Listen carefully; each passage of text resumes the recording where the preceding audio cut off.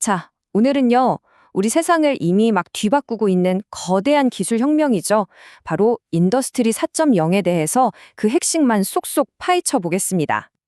근데 있잖아요. 이 4차 산업혁명이라는 게 갑자기 하늘에서 뚝 떨어진 게 아니에요.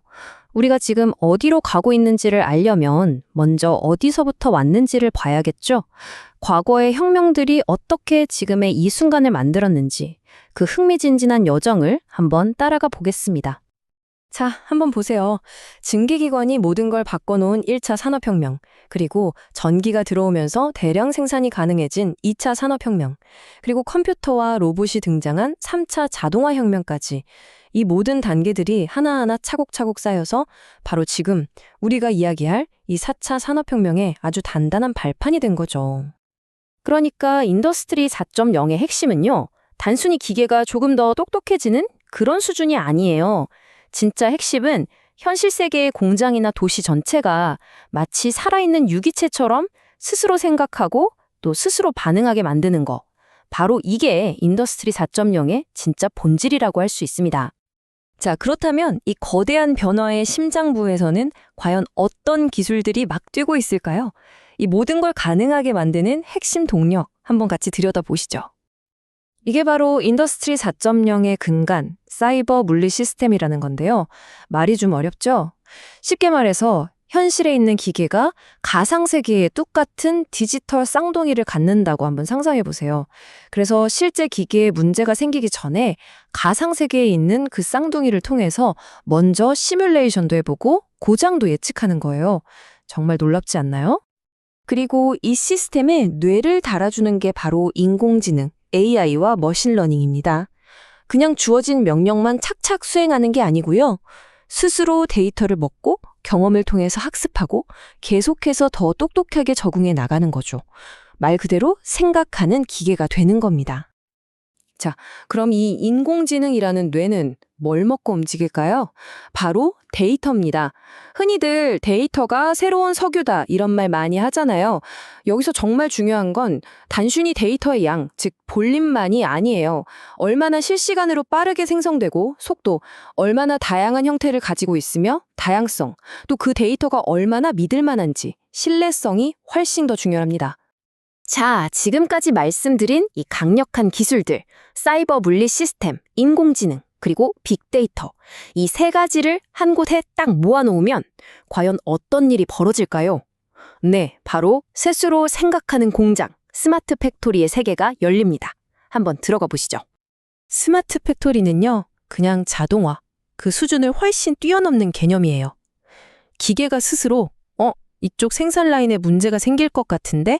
그럼 내가 알아서 속도를 좀 조절해야겠다? 이런 식의 판단을 직접 내리는 거죠. 그러니까 누가 중앙에서 일일이 지시하는 게 아니라 공장 곳곳에서 기계들이 알아서 최적의 결정을 내리는 겁니다. 스마트 팩토리가 가져온 가장 강력한 변화 중 하나를 꼽으라면 전 바로 이걸 꼽고 싶습니다. 예전에는 어땠나요? 기계가 멈추고 고장이 나면 그때 가서 고쳤잖아요. 이걸 사후 대응이라고 하죠. 하지만 이제는 인공지능이 센서 데이터를 실시간으로 분석해서 이 부품 곧 고장 날 것 같은데요? 하고 미리 알려주는 거예요. 즉, 고장 난 걸 고치는 시대에서 고장 나기 직전의 것을 미리 손보는 예측 정비의 시대로 완전히 바뀌는 겁니다. 근데 이게 끝이 아니에요. 시작에 불과합니다. 이런 예측의 힘은요, 단순히 정비에만 쓰이는 게 아니에요. 사람의 눈보다 더 정확하게 불량품을 찾아내는 AI 품질 관리, 수요를 정확하게 예측해서 재고를 최적화하는 공급망 관리, 그리고 아까 말씀드린 디지털 트윈을 이용한 가상 시뮬레이션까지 말 그대로 공장 운영 방식 전체를 뿌리부터 뒤흔들고 있는 거죠. 자, 그런데 이런 놀라운 변화가 과연 공장 담장 안에만 머물러 있을까요? 천만에요. 이미 우리 삶의 거의 모든 영역으로 아주 깊숙하게 뻗어나가고 있습니다. 예를 들어 헬스케어 분야를 한번 볼까요? AI가 의사들의 제2의 눈이 되어주고 있어요. 엑스레이나 CT, MRI 같은 복잡한 의료 영상 속에서 사람이 놓치기 쉬운 아주 미세한 질병의 징후를 찾아내는 거죠. 더 일찍 그리고 더 정확하게요. 정말 든든한 조수가 생긴 셈입니다. 심지어는요, 정신건강 분야에서도 머신러닝이 엄청난 활약을 하고 있습니다. 이게 정말 놀라운데 여러 임상 데이터를 분석해서 우울증 같은 질환의 발병 가능성을 예측하는데 그 정확도가 무려 98%에 달하는 모델도 있다고 해요. 정말 대단하죠? 우리가 매일 일하고 생활하는 이 건물들도 점점 더 똑똑해지고 있어요. 건물 안의 센서들이 사람 수납, 바깥 날씨 같은 데이터를 계속 수집하고 AI가 이걸 분석해서 냉난방이나 조명을 알아서 최적화해주는 거죠. 에너지 낭비는 줄이고 우리는 항상 가장 쾌적한 환경에 있을 수 있게 되는 겁니다. 그리고 아까 공장에서 봤던 그 예측 정비 기술 기억나시죠? 그게 똑같이 항공우주나 국방 분야에도 적용됩니다. 전투기 엔진이나 군사 장비가 고장나기 전에 미리 알려줘서 신뢰성을 극대화하고 또 방대한 센서 데이터를 분석해서 전장 상황을 훨씬 더 정확하게 파악할 수 있게 돕는 거죠. 자, 지금까지 정말 눈부신 가능성들에 대해 이야기했는데요.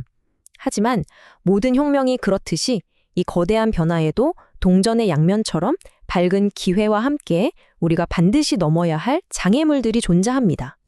보시는 것처럼 기회는 명확합니다.